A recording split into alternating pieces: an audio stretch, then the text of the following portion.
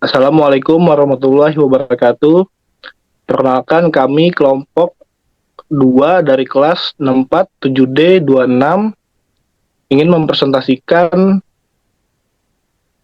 dengan materi perdagangan internasional.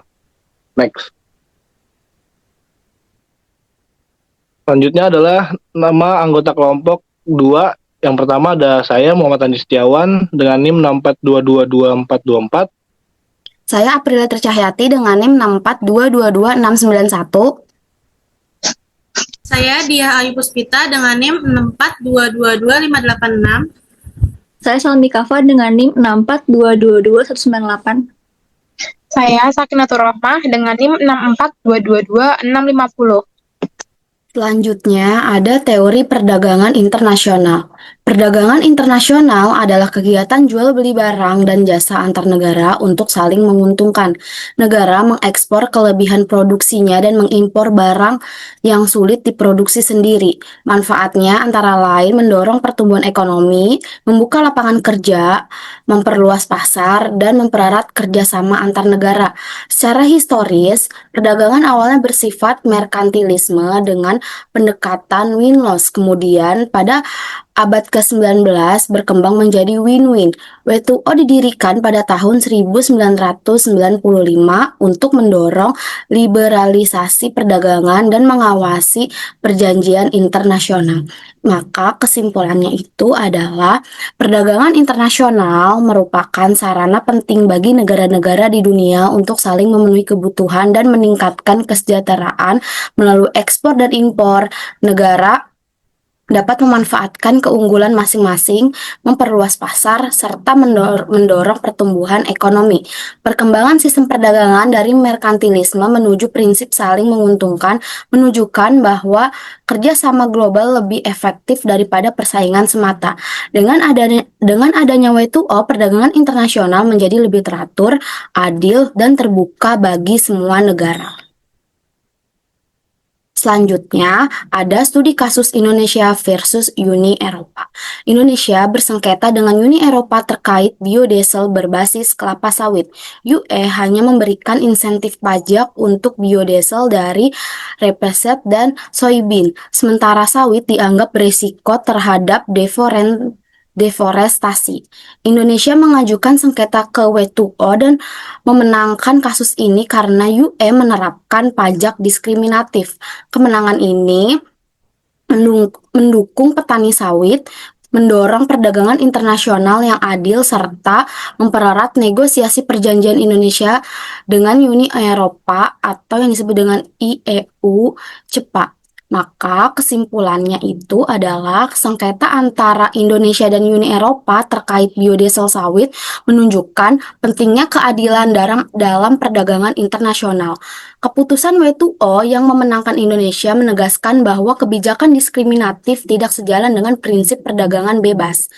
Kemenangan ini tidak hanya melindungi kepentingan petani saja dan industri sawit nasional, tetapi juga memperkuat posisi Indonesia dalam perdagangan global serta membuka peluang kerjasama yang lebih seimbang melalui perjanjian IEU cepat.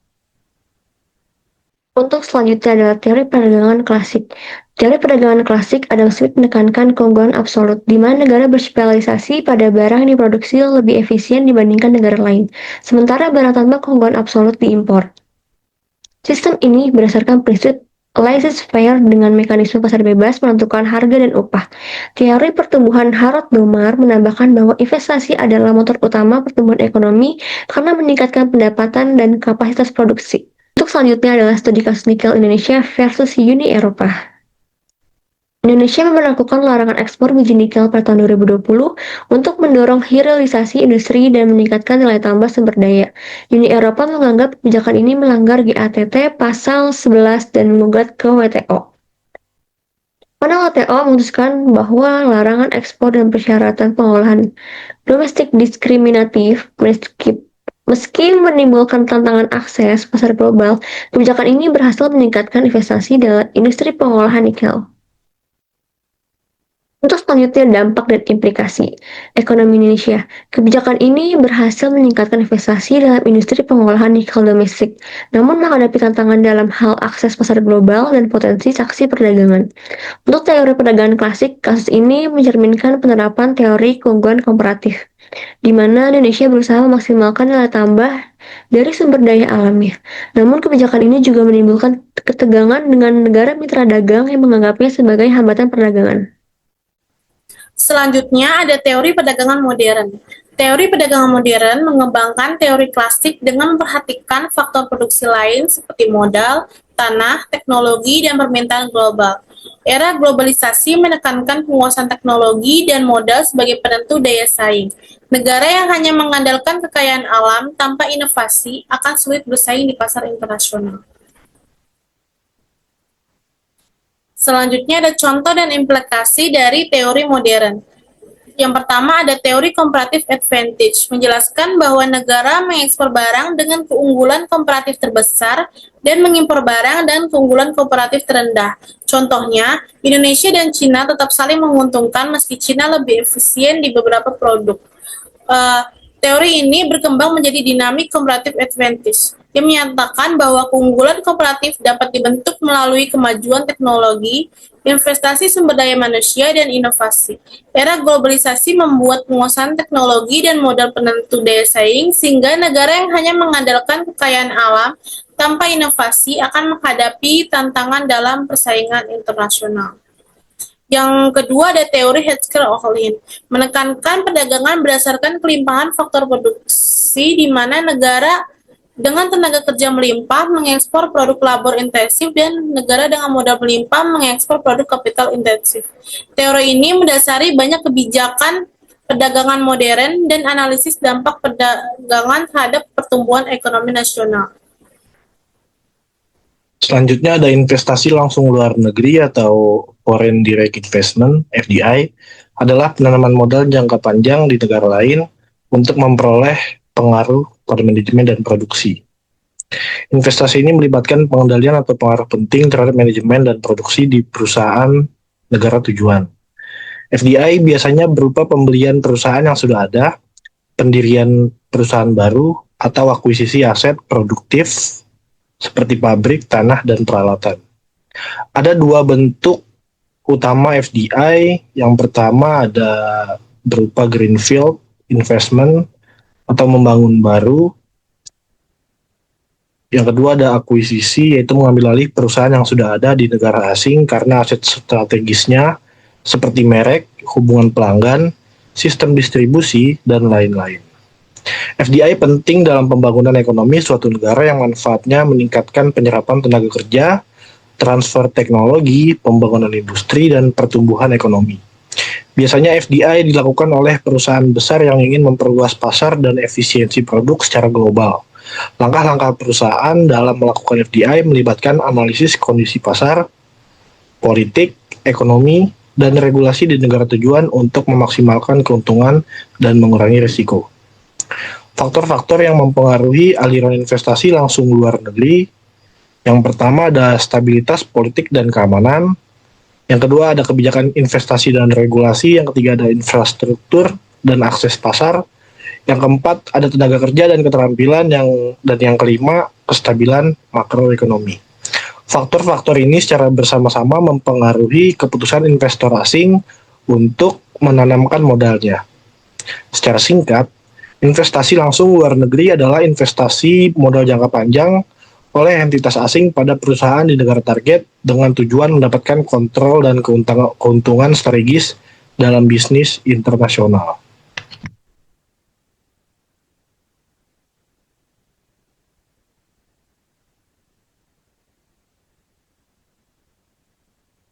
Selanjutnya ada ekonomi politik internasional atau API. API menjelaskan interaksi antara faktor ekonomi dan politik antar negara.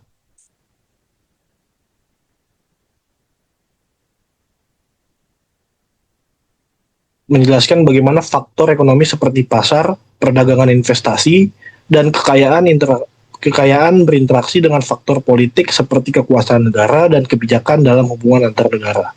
API melihat interaksi dinamis antara upaya negara mengejar kekuasaan dan kekayaan di tingkat internasional, serta bagaimana kedua aspek ini saling mempengaruhi.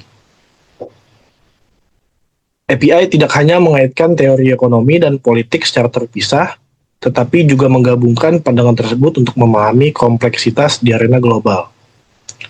Teori utama meliputi perdagangan liberal yang menekankan pasar bebas. Pada prinsipnya, teori perdagangan liberal dapat dibagi menjadi dua kelompok. Pertama, aliran klasik yang dimotori oleh Adam Smith dan David Ricardo. Kedua, aliran neoklasik merupakan pembaruan daripada aliran yang pertama, yaitu aliran klasik.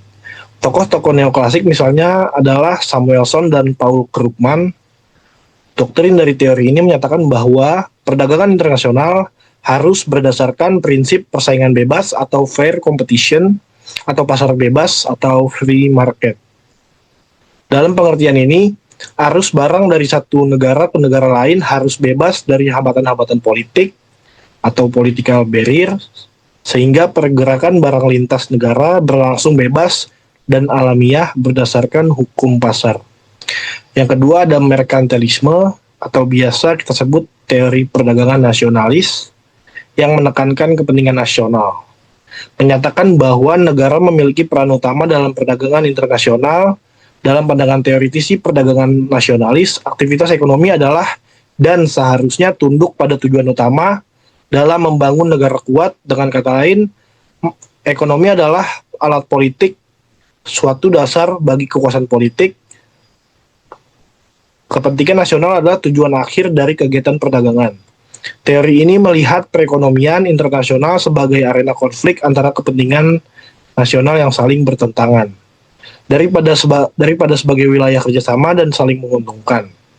Dikemukakan bahwa persaingan ekonomi antar negara adalah permainan zero sum, di mana keuntungan suatu negara merupakan kerugian bagi negara lain, kata Jackson dan Sorensen 2005, lembar 231.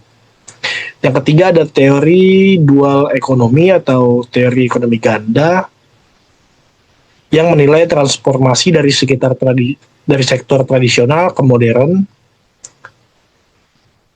Tokoh-tokoh teori ini adalah mereka yang pada umumnya mengembangkan pemikiran-pemikiran liberalisme ekonomi. Di Indonesia kita mengenal J.H. Boeke yang menganalisis tentang kedudukan ekonomi, kolonial, dan pribumi pada masa lalu yang memberikan adanya penilaian tentang konsep dualisme ekonomi itu. Teori disokong oleh penganut teori modernisasi pembangunan seperti W. Rostow. Teori dual ekonomi menilai bahwa proses perkembangan ekonomi adalah proses transformasi dari sektor tradisional menuju sektor modern melalui modernisasi struktur-struktur ekonomi, sosial, dan politik. Dalam proses transformasi ini terjadi kerusakan nilai-nilai lama dan muncullah nilai yang baru, seperti individualisme dalam masyarakat, rasionalitas ekonomi, dan maksimalisasi tingkah laku. Selain itu, integrasi ekonomi global yang berwujud sistem pasar dan institusi-institusi lainnya merupakan konsekuensi dari pergerakan kekuatan-kekuatan pasar ke arah efisiensi ekonomi dan saling ketergantungan global. Menurut teoritisi dual ekonomi, munculnya suatu ekonomi pasar adalah sebagai akibat alamiah dari bekerjanya kekuatan-kekuatan pasar.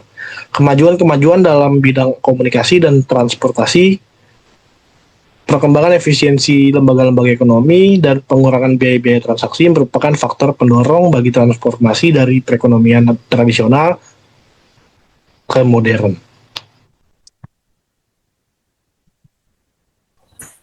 Selanjutnya adalah ekonomi politik dan perdagangan internasional. Ekonomi politik membahas kebijakan perdagangan, peran lembaga internasional, serta pertimbangan politik seperti proteksionisme dan liberalisasi. Perdagangan internasional memungkinkan negara memenuhi kebutuhan barang atau jasa, membuka lapangan kerja, dan meningkatkan kerjasama. Hambatan seperti tarif, kuota, regulasi, dan fluktuasi nilai tukar memerlukan kebijakan yang tepat agar perdagangan efektif dan bermanfaat bagi masyarakat. Ekonomi politik dan perdagangan internasional saling berkaitan erat, karena kebijakan politik suatu negara dapat memengaruhi arah dan pola perdagangan. Melalui proteksionisme, negara melindungi industri negeri. Sedangkan liberalisasi perdagangan membuka peluang ekonomi global.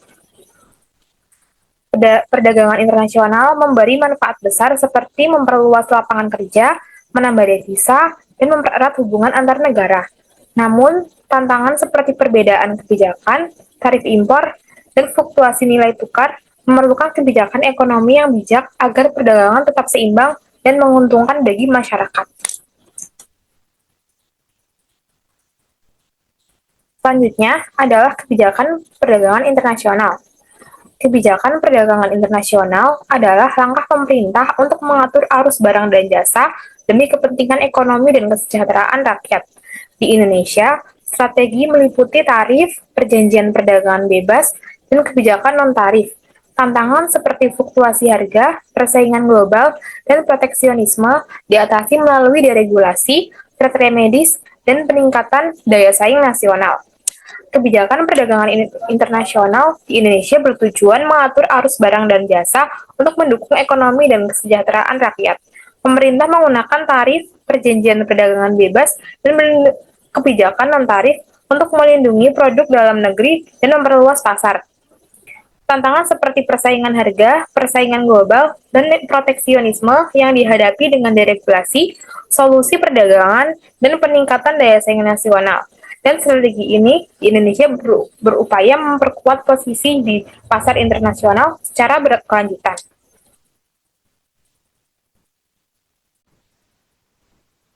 Selanjutnya, instrumen kebijakan perdagangan.